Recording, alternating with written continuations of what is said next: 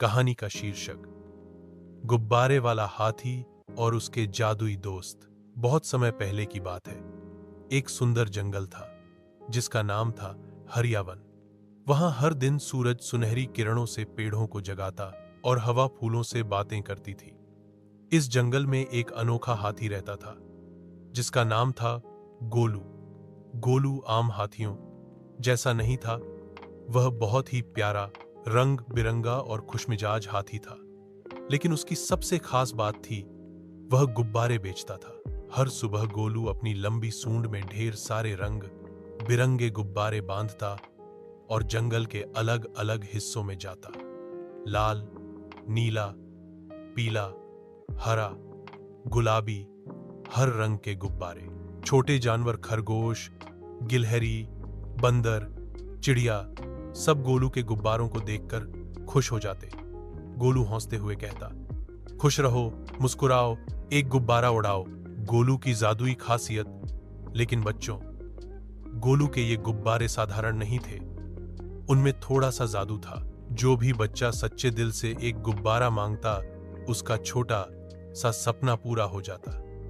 एक बार नन्हा खरगोश चिंकू ने कहा, गोलू भैया, काश मैं उड़ पाता। गोलू ने मुस्कुराकर उसे एक नीला गुब्बारा दिया और कहा, बंद आंखों से विश्वास करना और इसे जोर से पकड़ना। और फिर क्या, चिंकू हवा में झूमने लगा, जैसे बादलों में तैर रहा हो। नए दोस्त की खोज। एक दिन गोलू जंगल के बाहर की तरफ चला गया, जहां पहले कभी नहीं गया था।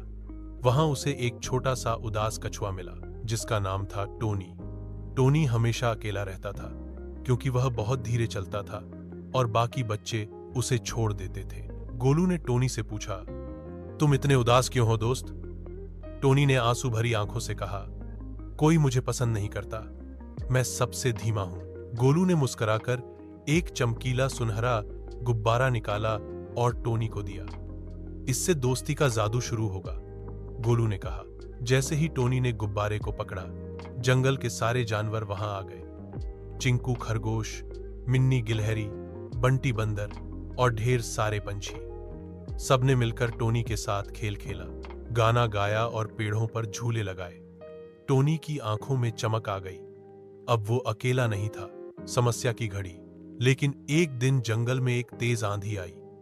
पेड़ उखड़ने लगे, जानवर डरकर इधर उधर भागने लगे। गोलू के सारे गुब्बारे उड़ गए। जंगल में अंधेरा और डर का माहौल छा गया। गोलू ने हार नहीं मानी। उसने अपने जादुई गुब्बारों का आखिरी गुच्छा निकाला और आसमान की ओर उड़ाए।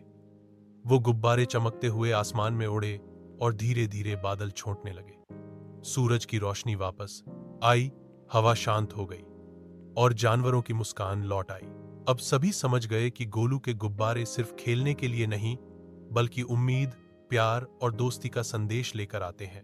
जंगल का त्योहार। उस दिन के बाद हर साल जंगल में एक त्योहार मनाया जाने लगा, गुब्बारा दिवस। उस दिन हर जानवर रंग बिरंगे कपड़े पहनता, गीत गाता और गुब्बारों से आसमान भर देता।